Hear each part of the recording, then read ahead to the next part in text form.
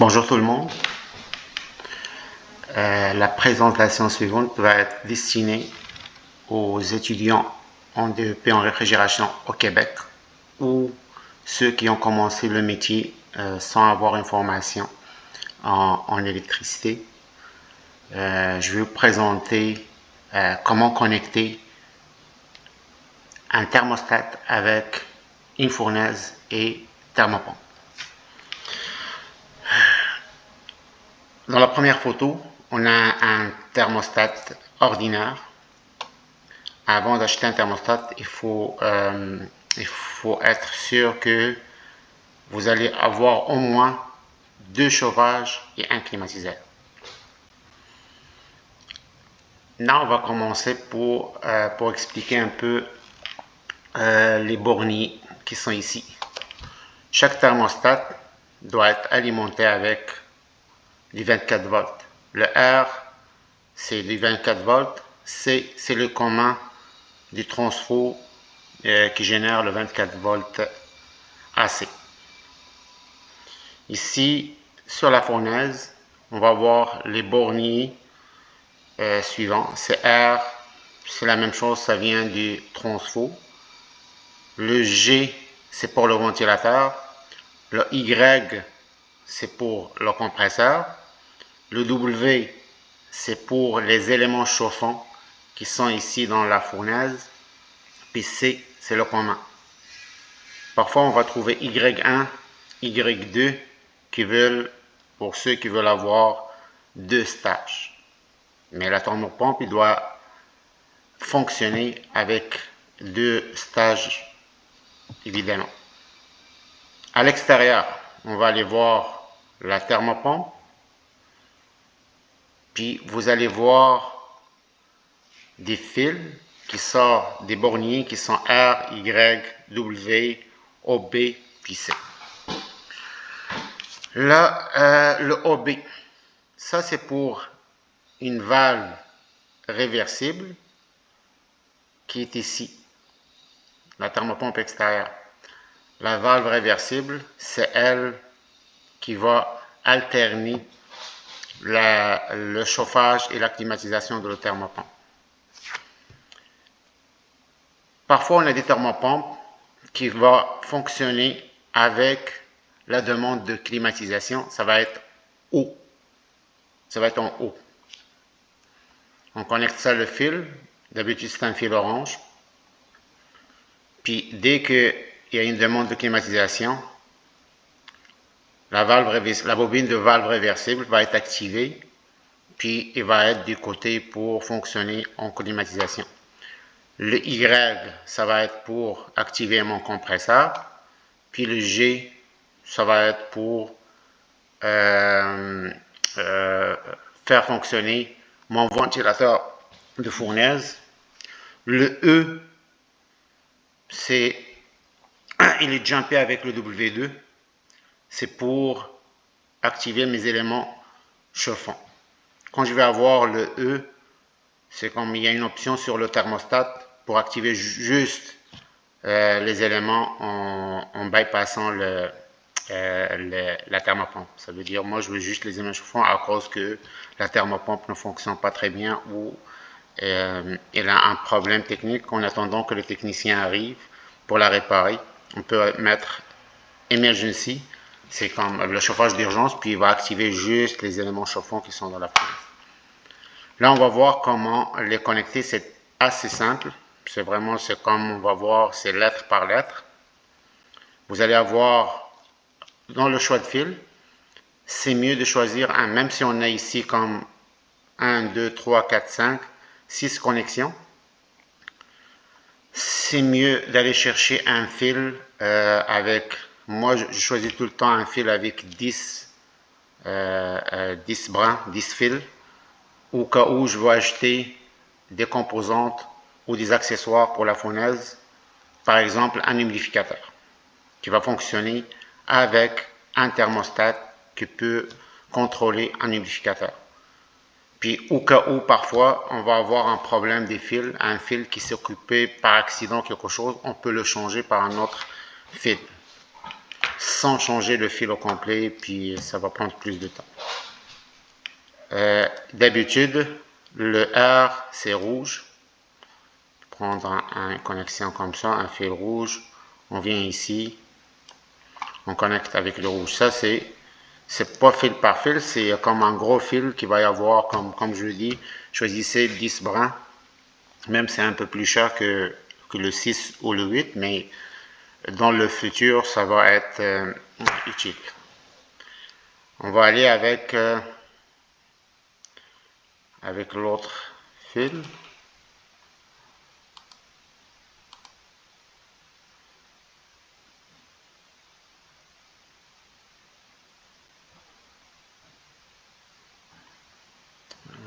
C'est le C.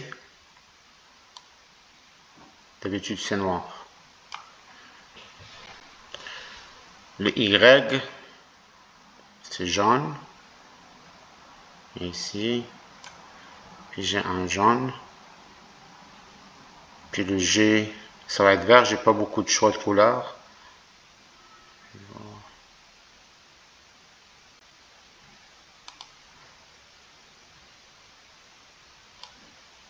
G avec le G. Puis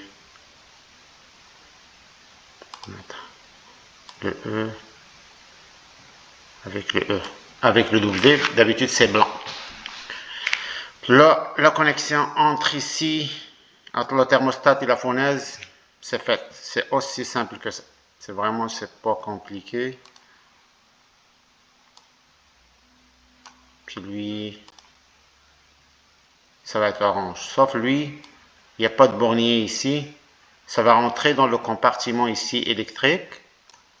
Puis l'autre fil qui va aller vers la thermopompe, ça vient d'ici. Si vous avez des borniers, toutes les borniers comme ça, vous allez connecter tous vos fils ici sur les borniers comme RGYWC. Puis celui de la valve réversible, on va le connecter avec des marettes. Puis on vient ici avec le même fil, m'arrêter, puis je vais me connecter ici avec le OB. La même chose, le R avec le R, puis ça va être le Y avec le Y,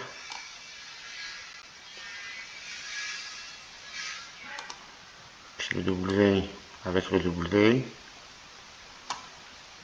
puis le orange, on a déjà fait, puis le C avec le C. Ça, le filage est terminé. Ce qui reste à faire, c'est pas fini. Parce qu'il y a beaucoup de monde qui veulent faire seul eux-mêmes, sans faire appel à un technicien pour faire des économies. Mais le problème, c'est qu'ils connectent les fils correctement, fil par fil. Puis arrivant au thermostat, ils vont laisser ça comme ça. Parce qu'ils croient que le thermostat est déjà préprogrammé. Quand vous allez finir les connexions électriques ici, il faut programmer votre thermostat selon le modèle de thermostat. Il faut lui dire que tu as, par exemple, une fournaise électrique parce qu'il y a d'autres types de fournaises. Ça peut être gaz naturel ou propane. Je parle toujours ça, c'est au Québec. Dans d'autres pays, je ne sais pas comment ça fonctionne exactement.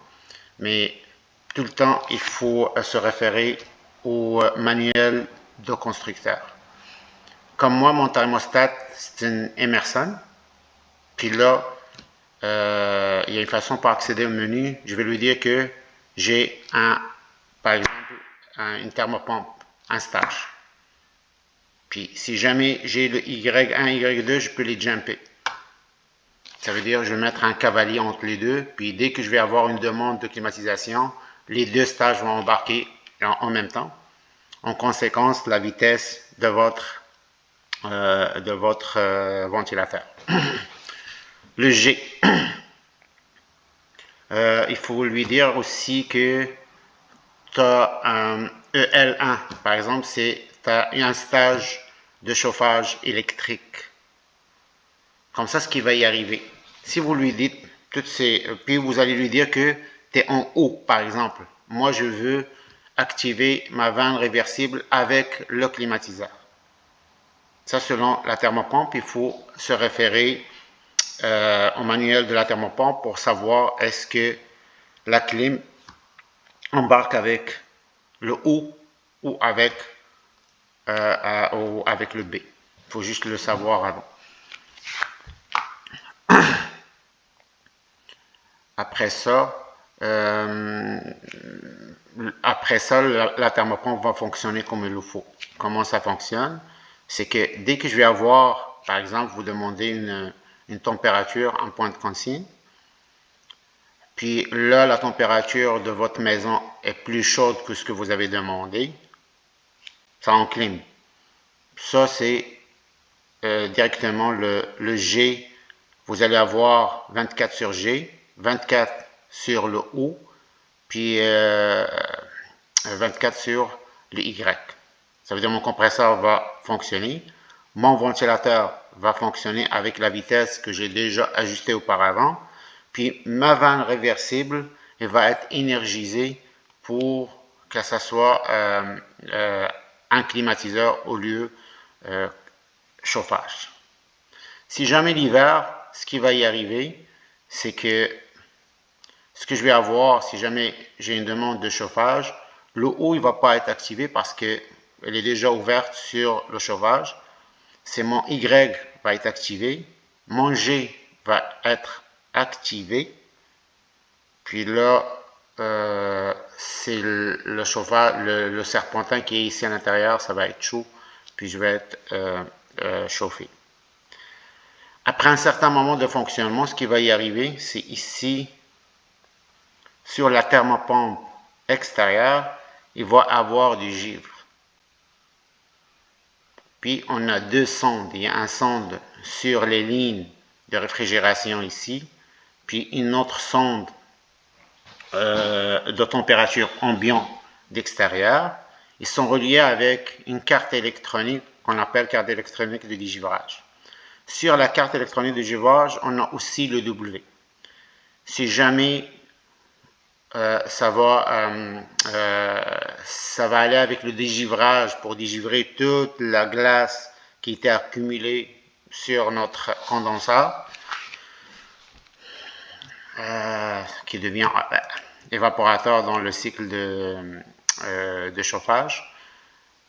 Là, ce qui va y arriver, c'est que mon eau va être énergisé, puis mon W aussi, parce que je ne veux pas avoir du froid à l'intérieur en hiver, puis le ventilateur en haut, il va être à l'arrêt pour accélérer le dégivrage. Dès que toute la glace qui est là va être fondue, le sonde sur la ligne de réfrigération, il va détecter que c'est devenu chaud. Là, il va devenir, le cycle va recommencer en mode de chauffage. Ça, c'est juste la base. Si vous avez d'autres questions, laissez-moi un commentaire. Même si vous avez des difficultés avec un modèle de fournaise, vous avez un autre thermostat qui est différent de celle-là. Laissez-moi un commentaire avec le numéro de modèle de chaque composante, puis je vais vous envoyer un petit schéma, comment ça fonctionne. Même si vous avez des difficultés de la programmer, je vais vous aider. Merci. Bonne journée.